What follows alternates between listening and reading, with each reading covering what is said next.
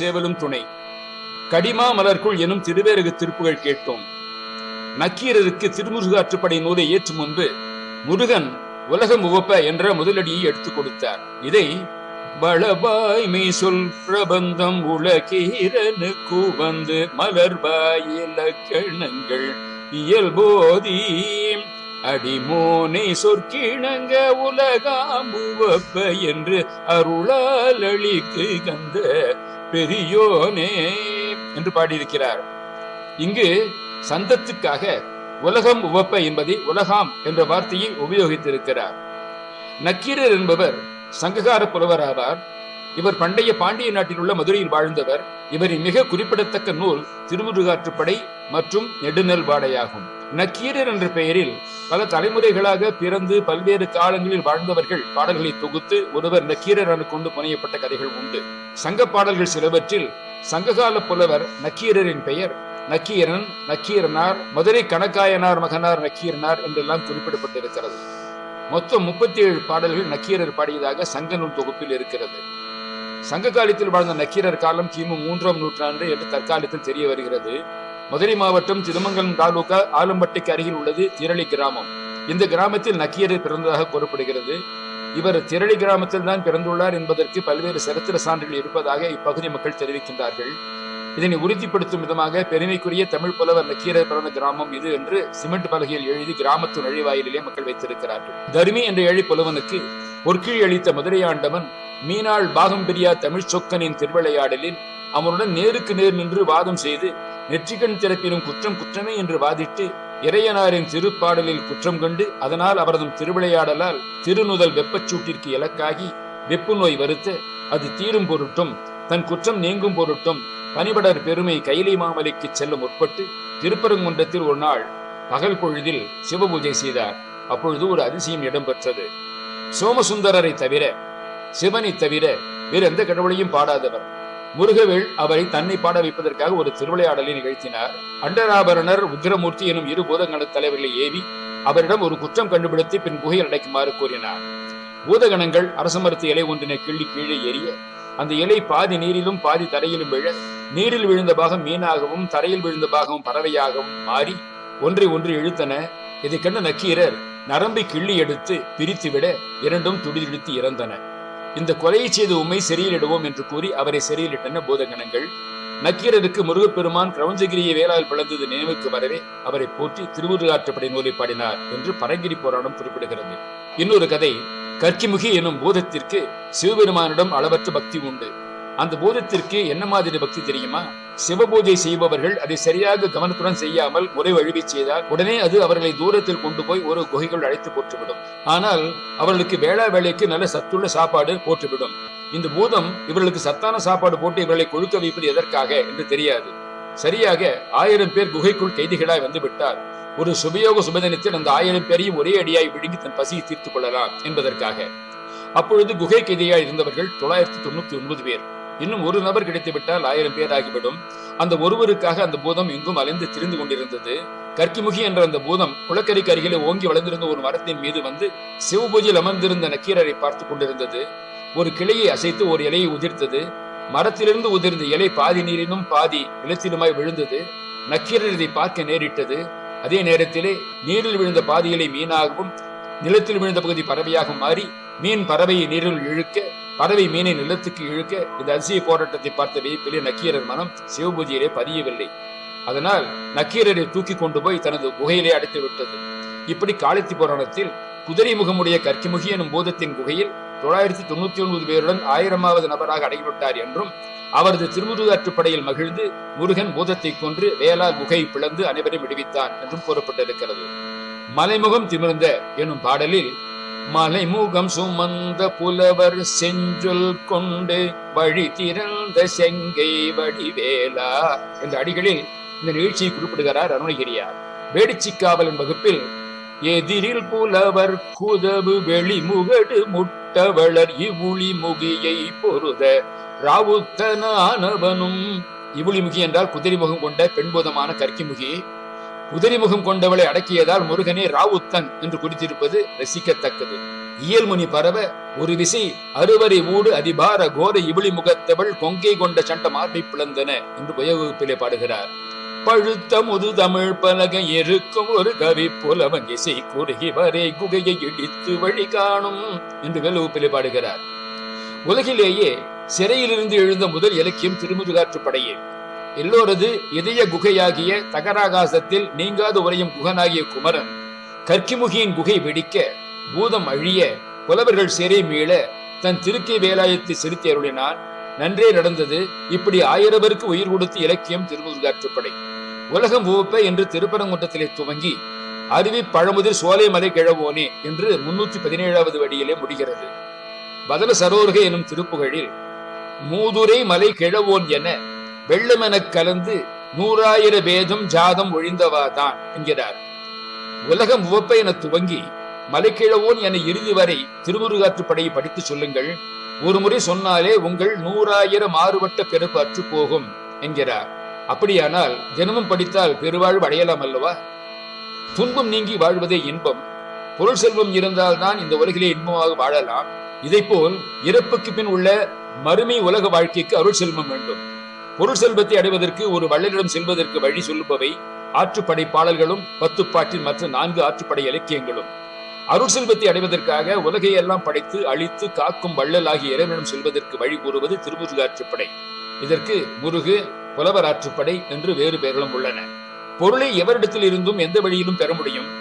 அருள் உள்ளம் என்பது கடவுளால் மட்டுமே அருளப்படுவது. அதை பெறுவதே மறுமை வாழ்வுக்கு சிறந்தது என்னும் உயர்ந்த நோக்கத்தோடு முருகனிடமிருந்து அருளை பெற்ற ஒரு அரும்புலவன் மற்றவனுக்கு அதை பெற வழி சொல்வதாக ஆற்றுப்படையாக நக்கீரர் இந்த நூலை ஏற்றியிருக்கிறார். ஆறு என்றால் வழி, ஆற்றுப்படுத்துதல் என்றால் வழிகாட்டுதல்.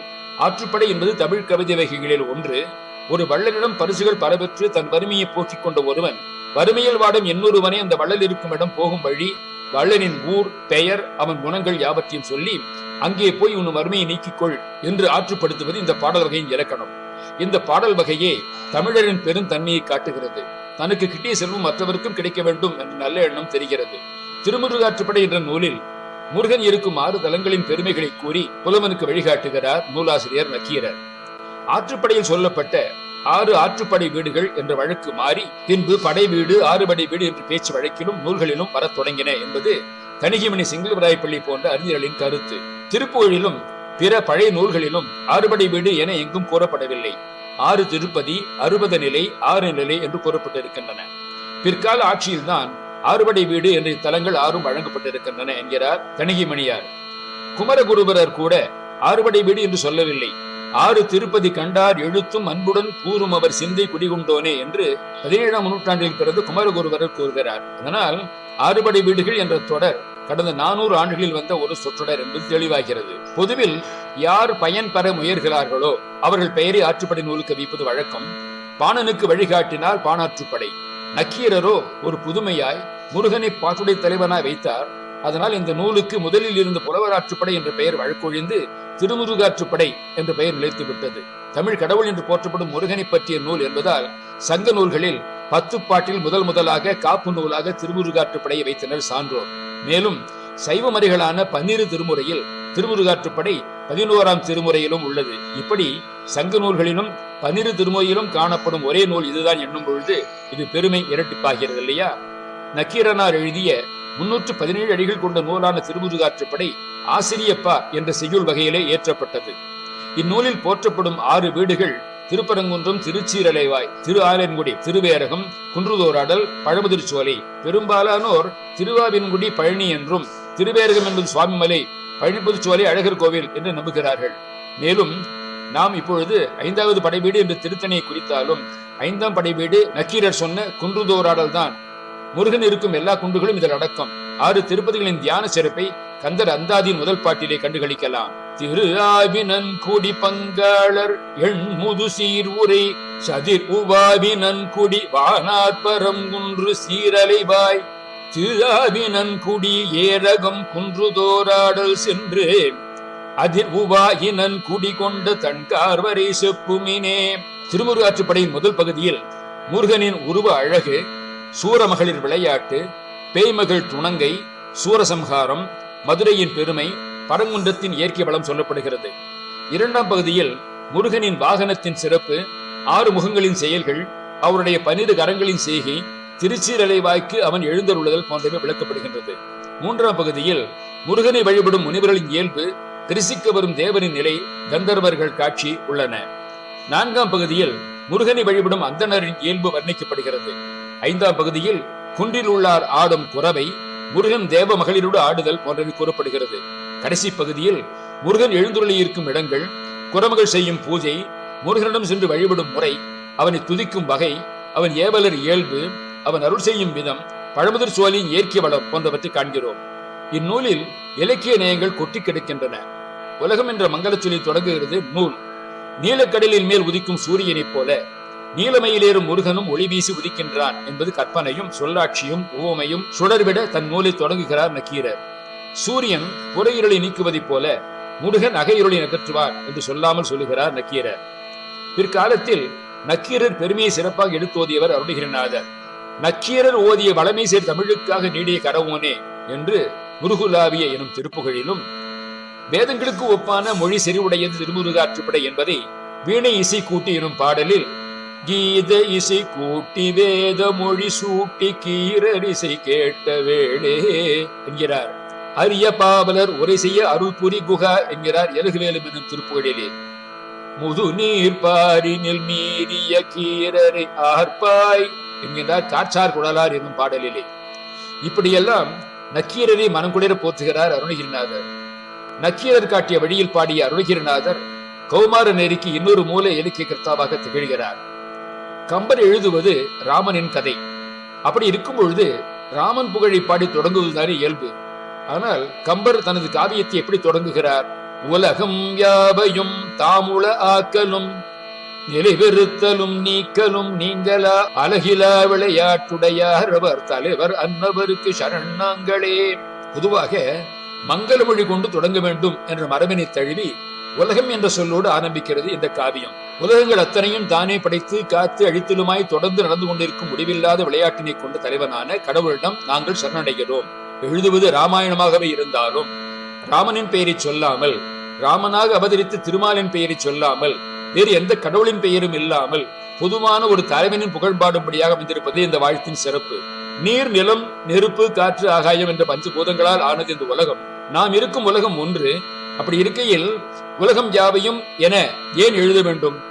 உலகம் ஒன்றினை தான் உளவாக்கலும் என்று ஏன் எழுதவில்லை என்றால், இந்த உலகம் மட்டும் உலகம், வேறு உலகங்கள் இல்லை என்று கம்பர் நம்பவில்லை. அவதாரங்களை பற்றி பேசும் பொழுது வாமன் அவதாரத்தில் மூவுலகையும் 2 அடிகளில் ஆட்கொண்டார் என்று சொல்கிறோம். கிருஷ்ண அவதாரத்தில் மண்ணை தின்று தாயிடம் தன் வாயை திறந்து 7 உலகங்களை காண்பித்ததை வையம் 7 கண்டான் பிள்ளை வாயுளே என்று பெரியாழ்வார் சொல்லுகிறார்.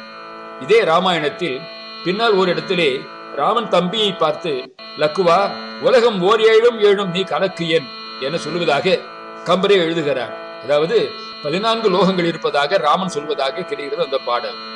உலகெல்லாம் உணர்ந்து ஓதற்கரியவன் என்ற தெய்வ சேக்கிழாருக்கு அடியெடுத்து கொடுத்தார் ஈசன். அதே போல அருணகிரியாரும் உலகாம் உவப்ப என்றார். உலகம் என்றால் ஒருமை, உலகாம் என்றால் பன்மை என்று கொள்ளலாம் போல் உள்ளது.